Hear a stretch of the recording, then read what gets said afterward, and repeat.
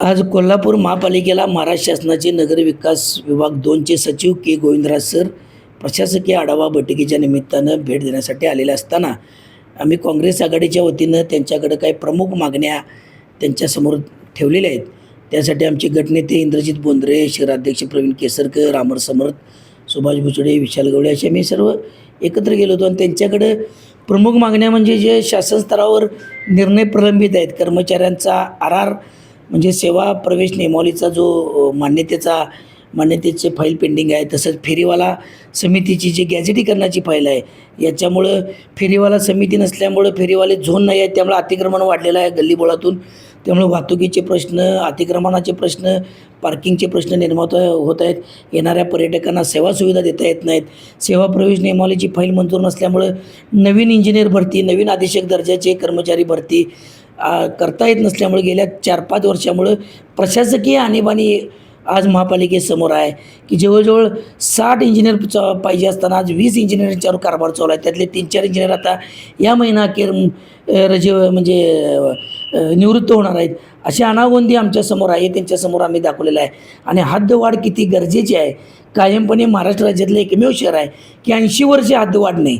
या शहरानं करायचं काय हे त्यांच्यासमोर मांडलं. आणि उत्पन्न वाढवा म्हणून शासन सांगते, उत्पन्न कोणाकडनं वाढवणार? हद्दवाढ पण देत नाही आणि उत्पन्न वाढवा म्हणायचे आणि शेजारच्या ग्रामीण भागाला विशेष दर्जा देऊन आमची हद्दवाढ रोखल्या का काय अशी आमच्यासमोर शंका आहे. आणि तसंच कर्मचाऱ्यांची भरती, परत स्वनिधीत द्यायचा हिस्सा, याच्यासमोर आमच्यासमोर आर्थिक संकट आमच्यासमोर आहे. 3-3 महिने पगार नाहीत. GST अनुदान वाढ ही आमची गरजेची आहे. कोल्हापूरबरोबरच्या कमी भौगोलिक क्षेत्र असणाऱ्या शहरांचे किंवा कमी उत्पन्न असणाऱ्या शहरांचं, दरडोई उत्पन्न कमी असणाऱ्या शहरांना आमच्यापेक्षा जास्त GST उत्पन्न अनुदान देत आहे. पण आमची GST अनुदान मात्र महिन्याला 18 कोटी आहे. ती जवळजवळ 25 ते 30 कोटी देणं गरजेचं आहे. म्हणजे जवळजवळ वर्षाला 150 ते 200 कोटी आम्हाला मिळणं गरजेचं आहे. कारण फ्लोटिंग पब्लिक 2.5 ते 3 लाख शेजारच्या आजूबाजूच्या गावातून येणारे पर्यटक, ह्याचा ताण कोल्हापूर महापालिकेवर मूलभूत सेवा सुविधा देताना येत आहे. हायकोर्टची झालेली निर्मिती, परत येणारं आरोग्य, 1100 मेडिकल बेडचं कॉलेज आणि विविध सरकारी कार्यालय इथं असल्यामुळं आमच्यावर ताण येत आहे. हे त्यांच्यासमोर प्रामुख्यानं आम्ही दाखवलेलं आहे.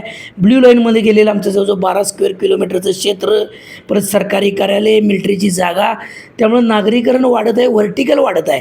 त्यामुळं कोल्हापूर शहर एक गॅस चेंबर बनत आहे आणि एक सुधारलेलं झोपडपट्टीचं, RCCचं झोपडपट्टीचं शहर होते की काय अशी आमची भविष्यकाळ आमचा चिंतेत आहे आणि संकटातला आहे. हे त्यांच्यासमोर मांडले. अशाच मागण्या त्यांच्यासमोर ठेवलेल्या आहे.